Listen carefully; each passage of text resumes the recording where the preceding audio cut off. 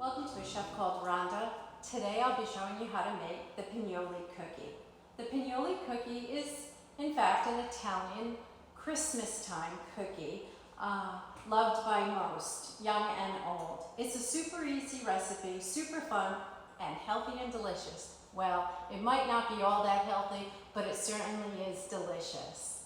Let me just start off by telling you the ingredients. We have pine nuts, or also known as Pignoli nuts. I have almond paste, and the almond paste is the basis for the recipe. And the best way to define almond paste, really, can you see that? Almond paste, can you see that? It's sold in a block form, and it's a solidified kind of moist paste, and it's made from almond meal and resembles the texture of almost marzipan. So to this recipe, we'll begin. Like I said, there's very few ingredients, very easy to make, world-class flavor and presentation. So I have a 1/4 cup of Pignoli nuts in my food processor, all ready to go. My almond paste, which is sold in 8-ounce, between 7 and 8 ounce blocks. You can find this at Walmart or any local grocer. And it's generally packed in foil. So we'll take the almond paste and we'll just break this apart ever so gently with our fingers, like so. And once we have separated, and it doesn't have to be neat or perfect, we'll just pop that into the processor like so with the processed 1/4 cup Pignoli. Okay, so we process the Pignoli nut, also known as pine nut. I do want to show you what that looks like, okay? So that's just the almond paste with a 1/4 cup of the Pignoli nuts. To this mixture, I will now add 2 egg whites. My egg whites have been brought down to room temperature. So in goes 2 egg whites, 1 teaspoon of good quality, and I choose Mexican vanilla cinnamon. And I do opt in for a 1/2 teaspoon of almond extract, good quality. Just gives it that extra punch of almond, if you will. Okay, and I will then pulse this. So we have our egg whites added with our extracts into our almond paste and pine nut mixture, and I'll pulse this for about 15 seconds. And once I finish pulsing that mixture, I will then add a 1/2 teaspoon of salt, 3/4 cup of my sugar, 1/4 cup of flour. If you add a little bit more than a 1/4 cup, it's totally fine. Another 20 seconds. Almond paste with the heat of the food processor renders out a smooth texture, nice dough-like consistency. This recipe is very sweet, but it's very delicious. Now that we process our ingredients, your dough should look something like, can you see that? It's a real moist dough now. A little trick to show you. I also have a secret tip passed down through generations. The zest of 1 fresh orange. It can be a clementine, it can be any type of orange that you choose, but that zest really gives that cookie a little bit of brightness when you bite into it.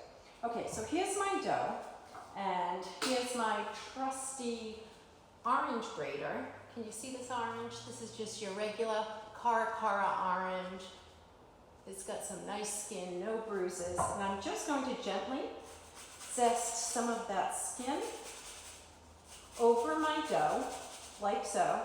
You don't have to do the whole orange, maybe 1/4, just enough to give it a pop. See that right there? That orange zest? You don't want to lose that. You want to take your finger and just kind of wipe the back. Next step, my Pignoli nuts here have to be turned out onto a small platter, like so. I have 8 ounces of pine nuts, and they just need to go on to a nice platter. Just incorporate that zest right into that dough, like so. The orange zest just adds that extra punch of like a little wake-up call in your mouth. That's the dough with the little orange zest all mixed in. A little trick of the trade. I just have a little bit of filtered water in the cup. Why, you ask? Well, when you take your tablespoon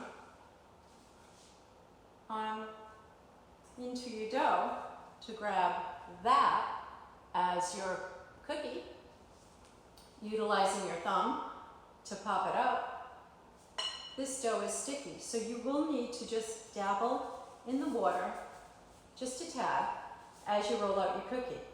You take your rolled cookie and you place it into your pignoli nuts, and there you have it. That's our first pignoli cookie. Look at that. Can you see that? Oh, it's so pretty. I have one baking sheet that I lined with parchment paper, and I will separate these cookies by 2 inches or so, because they will have a tendency to spread. And I will continue with my tablespoon of dough. I will pop my thumb up and out. I will then roll the sticky dough, very marzipan-like, very marzipan-like. And I will then pop this ball of goodness into my pignoli nut, and I will press down, and voila, you have a perfect pignoli cookie. We will make about 20 pignoli cookies. We heat our oven to 300, and we bake our pignoli cookies at 300 degrees for between 18 and 20 minutes until golden brown. Okay, so our first baking sheet is done. You can see we have 15 pignoli cookies right here, ready to go into our preheated 300 degree oven for about 18 minutes. We just removed the cookies from the oven. And this recipe, incidentally, actually, I was able to make 24 pignoli cookies. So that's a good yield, okay? And depending on the size, you can judge.